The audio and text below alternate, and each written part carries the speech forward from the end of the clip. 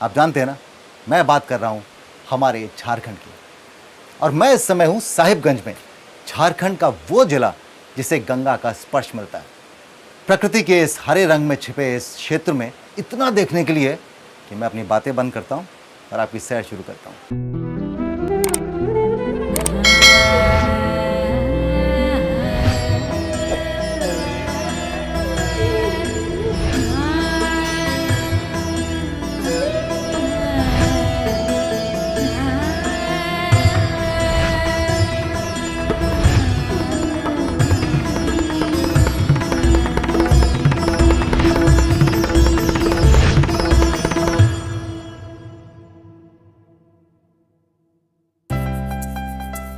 इस कड़ी में देखूंगा राजमहल की पहाड़ियों में बहते खूबसूरत मोती झरने को, जाऊंगा मंड्रो फॉसिल पार्क, एक वर्ल्ड जियोलॉजिकल हेरिटेज साइट, और जानूंगा करोड़ों साल पुराने फॉसिल्स के राज। मिलूंगा एक ऐसे प्रख्यात कलाकार से कोटा से बनी ट्राइबल आर्ट को दे रहे हैं एक नया रूप। जानूंगा कैसे नमामि गंगे साहिबगंज जिला प्रशासन के साथ मिलकर रख रहा है गंगा को साफ।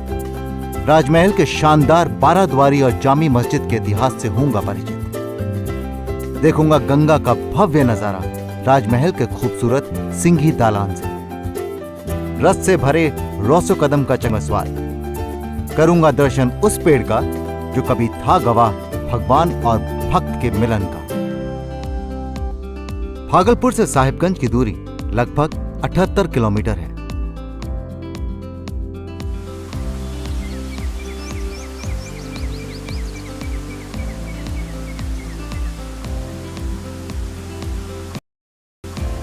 चलिए मैं आपको एक बहुत ही दिलचस्प भूवैज्ञानिक तथ्य देता हूं, जियोलॉजिकल फैक्ट। भूवैज्ञानिकों का मानना है कि यह पूरा क्षेत्र आज से तकरीबन 16 करोड़ साल पहले समुद्र के नीचे था। तब इसी क्षेत्र जहां पर आप ये मोती झरना देख रहे हैं, यहीं पर एक ज्वालामुखी तकरीबन 15 या 16 बार फटा और उसने लावा उगला और उसी लावे से ये राजमहल की पहाड़ियां अस्तित्व में आई। जरा सोचिए, ये पहाड़ियां तकरीबन 16 करोड़ साल से यहां पर खड़ी हैं। क्या नहीं देखा इन्होंने। नमस्कार।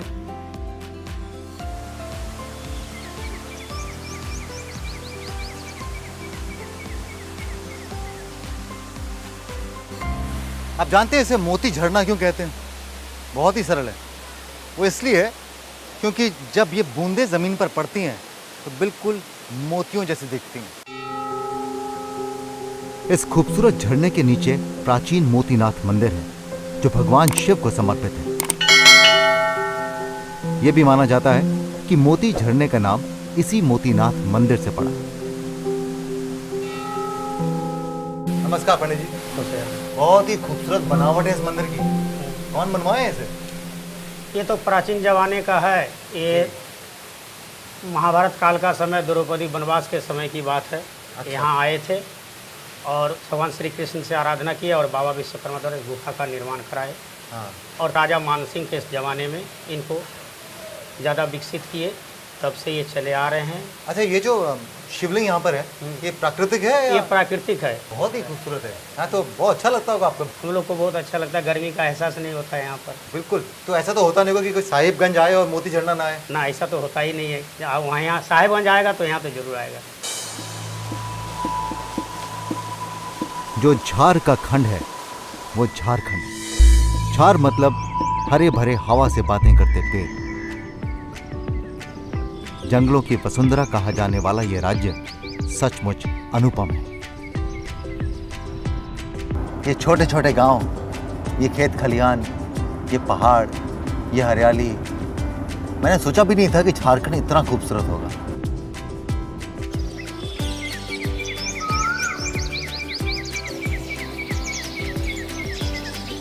और अब मैं आपको झारखंड में एक ऐसी जगह लेकर आया हूं जो कि बहुत ही रोमांचक है, बहुत ही दिलचस्प है। एक ऐसा खजाना है जो अविश्वसनीय पर हकीकत में है, साक्षात में। मैं आपको यहां उनसे मिलवाऊंगा जिनकी हस्ती आज से करोड़ों साल पहले मिट चुकी थी, लेकिन वो आज भी जीवित हैं। हैरान मत होइए, शारीरिक रूप में नहीं, जीवाश्म के रूप में। जीवाश्म मतलब फॉसिल्स।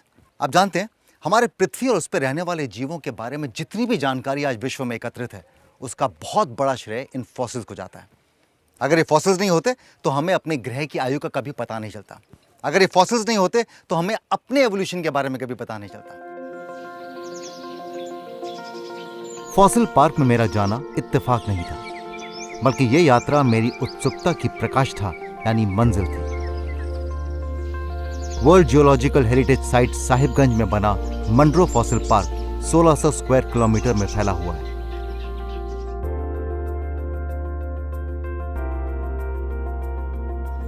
ये पार्क जहां एक तरफ हमारी धरोहर को संभाल रहा है, वहीं दूसरी तरफ दुनिया भर के रिसर्चर्स के लिए ये ज्ञान का खजाना है।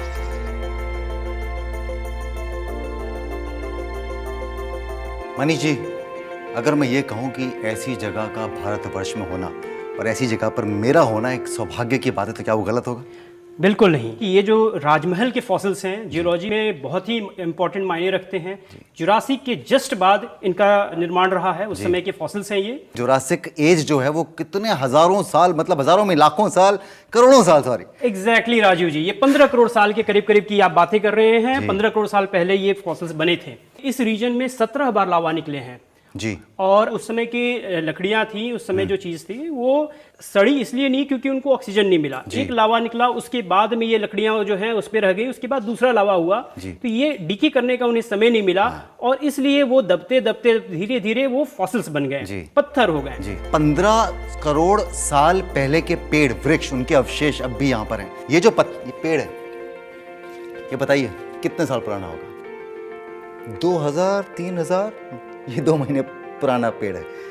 और ये जो पेड़ है, ओ ये फॉसिल, ये मतलब इसकी तो कोई कीमत भी नहीं हो सकती, तो मतलब बेशकीमती है। ये है अनमोल 15 करोड़ साल पुराना पेड़। इसको अपने हाथों में लेना अपने लिए एक मेमोरी है जो कभी भूलेगा नहीं इंसान। एग्जैक्टली। आपको पता है कि फॉसिल बनने के लिए या कहलाने के लिए कम से कम आपका 10,000 साल पुराना होना बहुत जरूरी है। अच्छा, यहाँ पर पहले किसने ढूंढा? बिरबल साहनी जी बहुत फेमस पर्सनालिटी है इस जियोलॉजी के क्षेत्र में जी। और उन्होंने ही सबसे पहले यहाँ रिसर्च किया, इसको ढूंढा। ये हमारे सामने फॉसिल पड़ा हुआ है, ये रूट है, ये जमीन में है।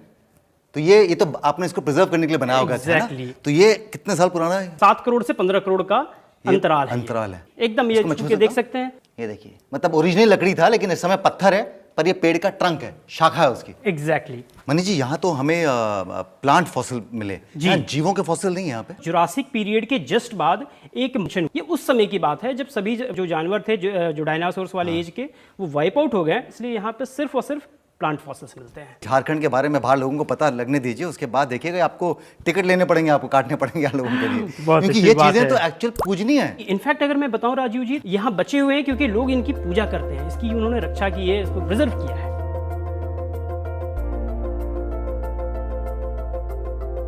ये ट्रैप्स, मतलब कि सबसे पहले आप इसमें देख रहे होंगे कि नीचे एक लावा थी, उसके बाद ये मिट्टी और जो उसमें की लकड़ियां थी वो दबी और उसके ऊपर फिर से लावा है। ये बीच में जो रहा वो ट्रैप कहते हैं, यही एक ट्रैप है।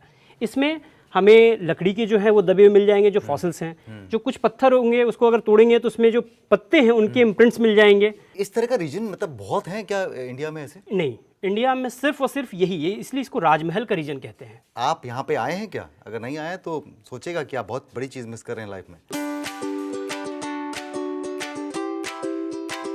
कितनी अजीब बात है ना, हम भी सारी जिंदगी घूमने के नाम पर उन्हीं 8-10 जगहों के चक्कर लगाते रहते हैं और इस तरह के अनमोल स्थल के बारे में शायद जानते ही नहीं।